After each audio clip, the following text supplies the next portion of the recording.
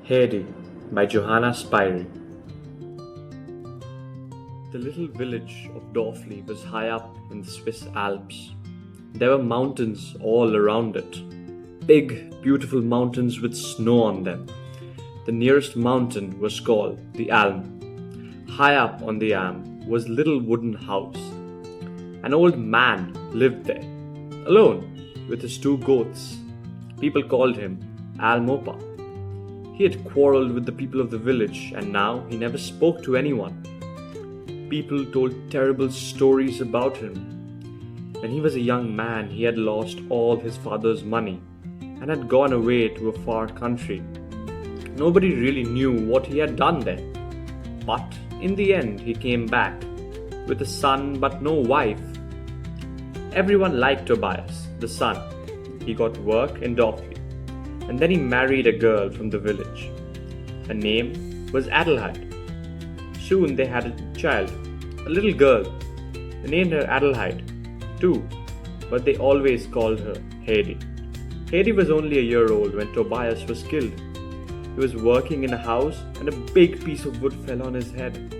Poor Adelheid became very ill and died soon after. Now, Heidi had no mother and no father. She had a grandfather, Amopa, but he didn't want a child of a year old. So who could look after Heidi? Adelheid had a sister, Deti, who lived in a small town not far from Dorfli. Deti took the child to live with her. But Deti didn't want to look after Heidi forever. When Heidi was 6, Deti made a German lady. Lady asked Deti to work for her in her house in Frankfurt. Frankfurt is a big city, and Deti wanted to go there very much. But what about Heidi? I'll take her to her grandfather, she thought.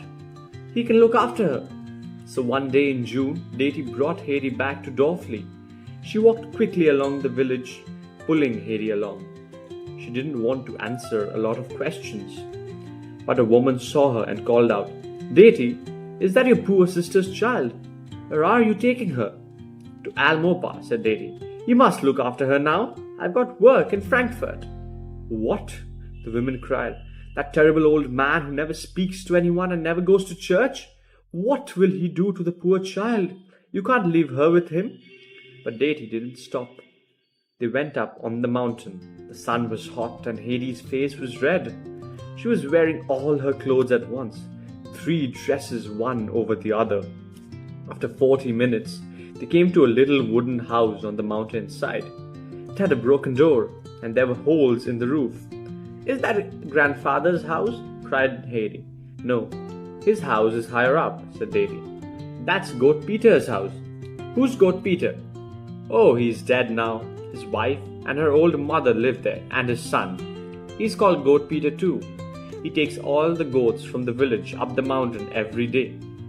They went up to the Am, and at last they came to another wooden house. This one was much nicer. An old man was sitting on his seat in front of it. He had a long white beard and hard eyes. "Good morning, Amopa," Deti said. "I have brought you Tobias and Adelheid's child." "And what has she to do with me?" he said. "I have looked after her for 5 years now. Now you can take her." "And if the child is unhappy and cries for you?" asked the old man. "What shall I do then?" "Well, you must find the answer yourself," Deti said. "People call you a bad old man, but even a bad old man must look after his own grandchild." Now the old man stood up. He looked so angry that Deti moved back. "Leave the child and go," he cried, "and you needn't come back." "Well, goodbye then, Heidi," said Deti quickly. She ran all the way down the hillside.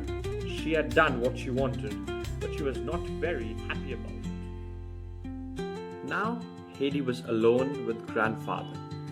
He sat on the wooden seat, looking at the ground.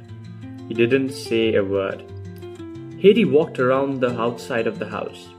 At one side, there was a room for the goats, which was empty. At the back were 3 big old fir trees. She could hear the wind going through them. The sound was like singing, and she stopped to listen before going on round the house. Grandfather was still in the same place. Heidi went and stood in front of him. "What do you want to do now?" he said at last. "I want to see what you have inside the house." "Come on then." There was only one room in the house, but it was large. In one corner was a big fireplace with a table and a wooden chair near it. In another corner was grandfather's bed. There was also a big cupboard.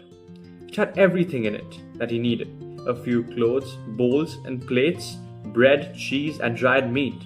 He put in Heidi's things, which Dete had brought. Heidi looked around the room. "Where am I going to sleep, grandfather?" "Where you want," he said. Heidi noticed some steps in the corner.